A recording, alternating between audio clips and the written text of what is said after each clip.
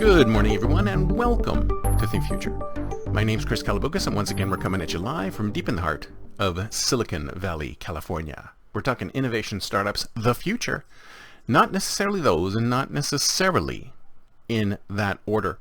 If you're watching on YouTube, smack that subscribe button and hit that bell so you can be notified when a new show comes online. Sorry, I'm supposed to snap.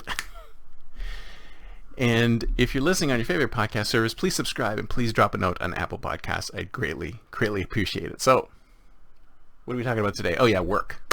So we talked about AI for the last couple of days, so let's spin things around a bit and talk a little bit about work. Now, I think that we're in some kind of weird, disruptive situation right now when it comes to work. Because on the one hand, you have the Great Resignation. And the reason why we have the Great Resignation is, from my perspective, is that many people are finding that work, as it is, the work that they have been doing, is unfulfilling. It's not really how they want to spend their lives, especially now, post-corona, where people have realized, do they want to continue doing what they're going to do? So there's a bunch of things involved there. There's people who don't want to go back to the office because a lot of companies are starting to push people to go back to the office, and I don't know why that's a thing. I don't believe that people should be pushed to go back to the office. I think people should be able to work from anywhere, not just from home, but from anywhere. And that's how you get the most creative and innovative solutions, by allowing people to work from anywhere, because they can see juxtapositions they weren't in there because if they just get in a car every day and do the exact same thing day in, day out, they're not going to be exposed to innovative new juxtapositions and solutions. So I think that's part of it. People are unfulfilled in their work. And I think another piece of it is that the definition of what actually is work and what's productive work has changed as well. Because we were stuck for the longest time in the whole 9-to-5 Monday to Friday paradigm. And single job, career, move up through the ranks. Remember those days? Those days are gone. In fact, if you ask me, those days were gone since 2008. That's when the social contract between companies and individuals sort of broke. And what happened was that there was loyalty from the employee to the employer, but the employer to the employee loyalty disappeared.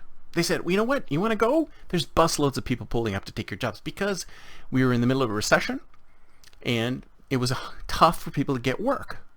So they were okay with people leaving, and it broke the social contract. So employers are no longer loyal to their employees. Some companies there are, but most they aren't. And however, the employees haven't gotten the message yet. In a lot of cases, they feel like they're going to be loyal to their employers when it's not reciprocated. So they end up staying at companies longer than they should. And then that's where the Great Resignation came in place. And they realized, wait a second, they're not being loyal to me, but I'm being loyal to them. Why should we do this? I should be more mercenary about work. And this is another thread coming in, which is I don't want to work. People don't want to work, but people have been saying that they don't want to work for the longest time. I mean, you can go back in history and you can look at situations where there's a lot of disruption. And when there was a lot of disruption, people tried to figure out where they fit in the world of work. And especially with nowadays, where you have situations where the state is actually paying off people to not work. It's actually giving people incentives to not work. Then it's even more difficult for people to realize, what do they want to do with their lives? Where do they want to go with their lives? How do they want to end up? What do they want to do for the future? It's almost impossible for them to think about the future. It's the same thing with black swans. I mean, these things that are happening. I mean, I'm a futurist, so one of my roles is to predict where things are going to go, what's happening in the future. And it's almost impossible for most people to see where things are going. So they don't know what they want to do. They don't know where they're going to go. And then at the same time, you're seeing this great rift between the job and the candidate. And I think what we're seeing now is we're seeing a realignment between the job and the candidate, because what's happening is that the jobs that are being advertised for today, the requirements for these roles are super high, but the pay scale is very low, or is low in relation to the requirement. So it's very difficult for people to want to do this kind of work in this type of situation. So, I mean, if companies really want to fill those roles, they need to do one of two things. They need to either reduce their expectations or increase salaries to match. I mean, I know plenty of people who are very skilled. They're excellent individuals. They're very intelligent. They went to good schools. They have good experience, but they're having a tough time finding work because the bars are set too high. And I've always pushed that the whole talent acquisition model in this day and age is completely broken, and it needs to be completely redone. And I'm a big fan of the apprenticeship model. I'm saying, give the person the job, let them work at it for a while, and see if you like them. I'm not saying give it to them for free. I'm saying get them on the job and pay them, and then see how they actually work. See if they can do the job. Because 9 times out of 10, if you think about it, coming into a role with a lot of experience doesn't really mean a lot, because every company is different. Every situation is different. It doesn't matter what I did in the past. And I've talked about this before, about does the past matter? Does the past exist? And sure, I can put all sorts of things on my resumes that shows I've done this and this and this and this, and I've had experience doing this and this and this and this. But in your role, in your job, in this new position that I'm going into, it requires a whole new set of things, a whole new set of learnings. So really, in reality, what you're looking for is people who can learn quickly, who can adjust rapidly, and who can fit into the job. So looking at all this experience and asking for tons of additional skills that may not really be necessary is probably why we're seeing this gap. And then the last thing is, I think that we're still stuck in that old career model. We're still stuck in that old career model where people are thinking they should get a single full-time job. And the problem is that our institutions are like that too. Banks and businesses and governments are all looking at it from the same way. We need full-time people. But the reality is that I don't think people want to work full-time. They don't want to focus all of their efforts on one organization for the majority of their time.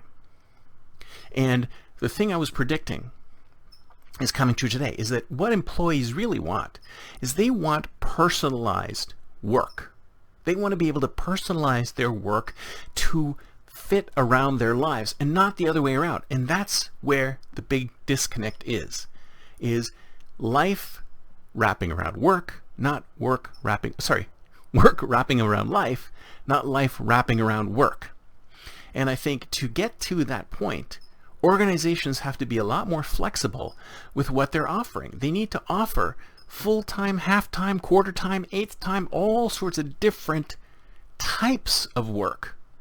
Because I think we've proven that work does not fit into a 40-hour-a-week schedule. Work can fluctuate up and down.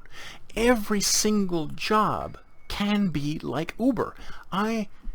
In my ideal world, everyone has a multitude of jobs for a multitude of companies, 5+. It used to be, oh, I feel bad for you. You have to work 5 different jobs. I think the future is, oh, this is great. You have 5 different jobs working for 5 different companies, and you work a little bit for this one here and a little bit for that one there, and you pile up all of your income from all these different sources, and you can finally make ends meet or actually be successful. All of our eggs are not in one basket. I don't think anybody wants all of their eggs to be in one basket any longer. And until companies and businesses and governments and individuals understand that and wholly go to the multiple job personalized work model, I think we're going to continue to see this disruption in the workplace. So if you are hiring right now, take a long, hard look at your roles and see if you can chop some of those up into quarter-time, half-time, eighth-time, full-time, all different variations of work. Do you really need that product manager to be there all the time? Or do you really need them only a quarter of the time? Or an eighth of the time? Or 5/16 of the time? You see what I'm saying? We need to chop up the monolithic world of work into little Lego blocks of time. which wrap around people's lives and not the other way around. That's it for me for today. See you next time, and until then, don't forget to think future.